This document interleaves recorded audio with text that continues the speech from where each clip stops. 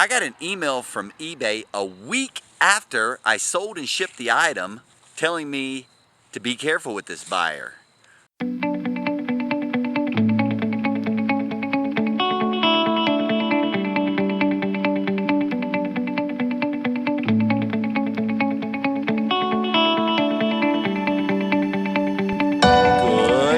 evening, my little YouTubables. I'm Kevin with the Kevin and Anna Show. Part-time picker, part-time flipper, part-time reseller, part-time flopper. It's October 26th, a little after 6. Sun's starting to go down a bit, and you can see remnants of the clouds. We've had rain here for a couple days, fairly solid, and it's been a good few days in the resale business. Nothing major, but sold quite a few items, and we'll discuss that in a little bit. I got an email from eBay a week after I sold and shipped the item telling me to be careful with this buyer. We'll discuss that too. And I had forgotten about a tracking sheet that I created to track items I picked up one day at a yard sale, and I sold one of those, so we'll update that too. And I think I'm addicted to retail arbitrage, because today when I went out to the post office and to get gas, I went to the post office to take my items that have sold, and then went to the gas station to fill up, and I had just gotten off of work and I was tired of sitting at the house, and I was like, let me run over to Ross real quick. And I bought some more t-shirts. One of the cool things is I bought, I think 4, maybe 5 t-shirts of something that I've already bought and listed, and I think they're the same size. Hoping so, because I can just update the quantity in that listing. But anyway, hang tight, let me get things set up and we'll do some review. And wifey's got some crock pot dinner ready. What is it? It's like a Southwest chicken soup type thing. It's pretty good. Oh my goodness. You're the meaning in my life. You're the inspiration. Yeah. She celebrated breast cancer awareness at her exercise class yesterday. And it was all about pink, so she was all decked out in pink and even did her eyebrows. Pretty cool. They're still stained. They're still stained. All right, guys, let me get set up and we'll review the sold items here shortly. All right, I changed my mind, so we're going to look at the tracker here. And this was September 26th flea market and 6 yard sales, and I sold the set of Simpson dolls, paid $15 and sold them for $35. It cost me about $6 to ship, so that's $29 minus about $4 or $5. We'll just take it down to $25. So also sold, we'll just say $25 so it doesn't mess it up. And so that makes it a $10 net profit minus all the eBay fees and everything else. So we'll keep a running total here, total it up at the end, and see what we get. Alrighty, I'm going to try to get back out here in the sun, so hopefully the video is not as dark, even though the sun's going behind the clouds. Anyway, I'm going to go through the shipping stuff here fairly quickly. And also give myself some room at the top. So this first one was a Michael Kors t-shirt, picked up retail arbitrage.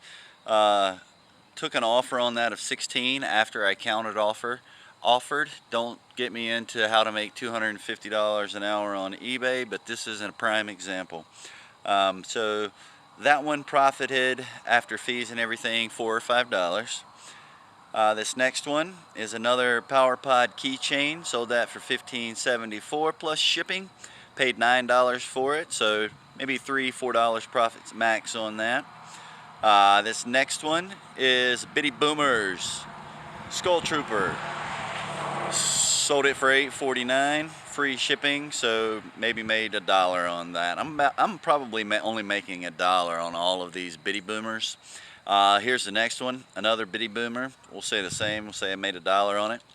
And here's the last one. It's another PowerPod keychain. Sold it for $14, so maybe $2 to $3 profit on that one. So for whatever reason, those Bitty Boomers and keychains seem to be moving constantly out of the store now. So, you know, that's awesome. You're the meaning in my life.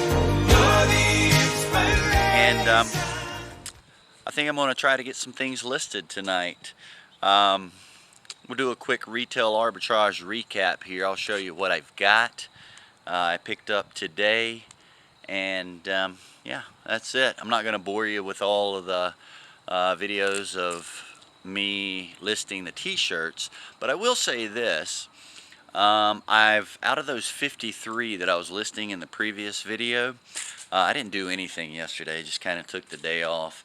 But out of those 53, I've only got like 7 left. 1, 2, 3, 4, 5, 6, 7, 8 left. Got these 8 left to list. And then here in the retail arbitrage from today, I'll show you what I picked up, and that'll add to the total back there, but not a lot, because again, I bought some duplicates. Hang on. Alright, here's the first lot of t-shirts I bought today. I bought 5 of these Nike t-shirts. And you know what? I've got 2 listed right now. This is what I was talking about earlier. I've got 2 listed right now, and the 2 I have listed are both extra larges.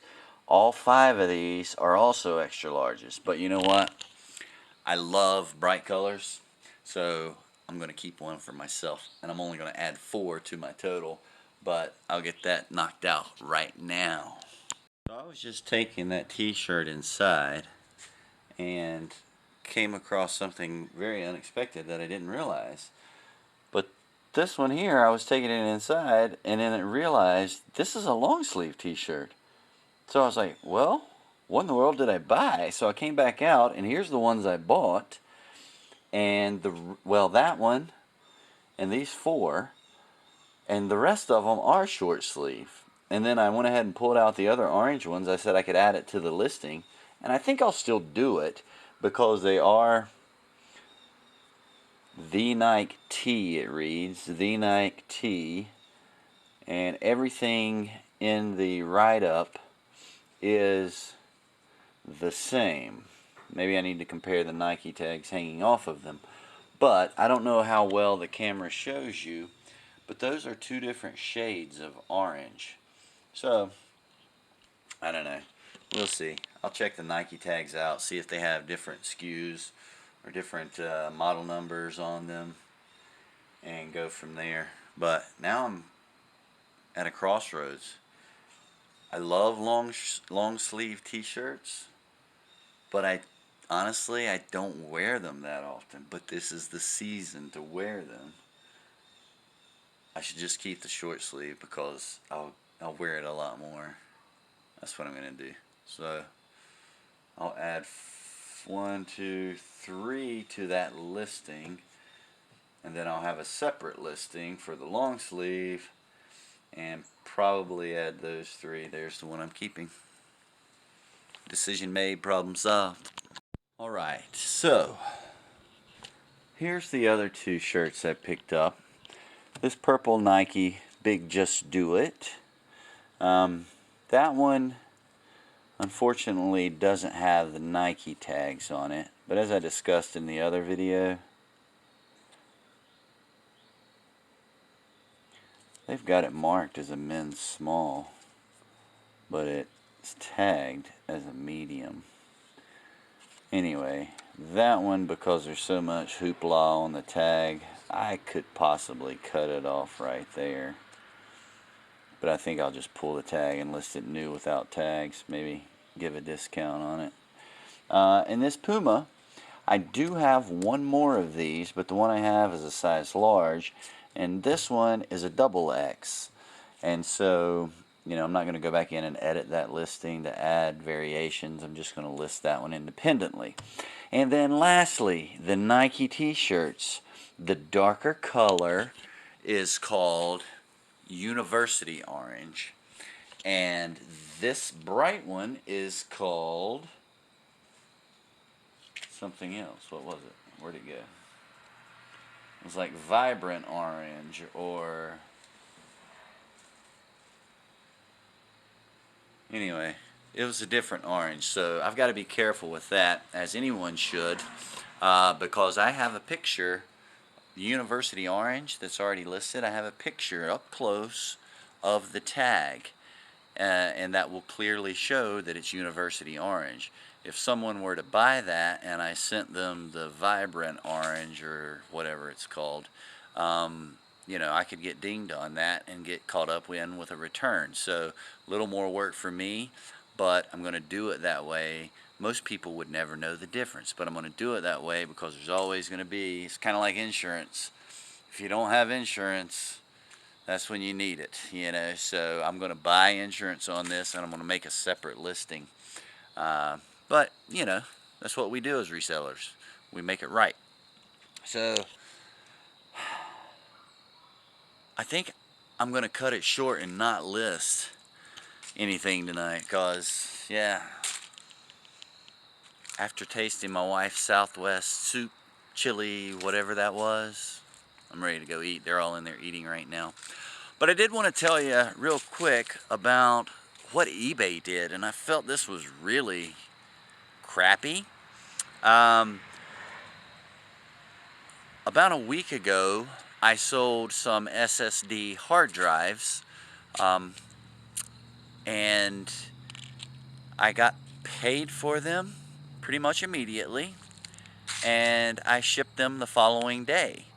Well, today I received an email that said, this buyer is a suspicious buyer. They don't really have an eBay account. How the heck are they buying stuff on eBay without an account? And so it was really like, what? Oh, there's a cat. That's that one that got under my foot the other day that nobody knows who it belongs to. Just a neighborhood cat. But anyway, so I got that email today saying, this suspicious buyer, and they told me not to ship it, not to sell it, and I'm like, this was a week ago. I've already sold it, I've already gotten paid, and I've already shipped it. But I did, per their, instruction, I went back into PayPal, which I do anyway, and verified that the payment was there, and that payment's already been pulled from PayPal and is in my account. Now, if something comes back on that, I'm going to be really bothered that eBay doesn't tell me about this until a week after an auction ends. So shame, shame, shame on you, eBay. But I went ahead and reached out to eBay support, and I got on the chat line because I didn't want to wait on the phone for hours and hours and hours. So I found a way, going through their help and support, to get a live agent via chat. So I did that. The agent looks up all of the information, and they come back to me and say, as long as you've done everything that you need to do, as long as it's cleared and you have no issues with it, then just move on. And so that's what I'm doing. I'm moving on. But, that's bothersome. eBay tells you a week after you've sold it? What in the world, man? Anyway, I'm out of here. I'm going to get some of that delicious dinner my wife made. That was made in the crock pot. Did I say that?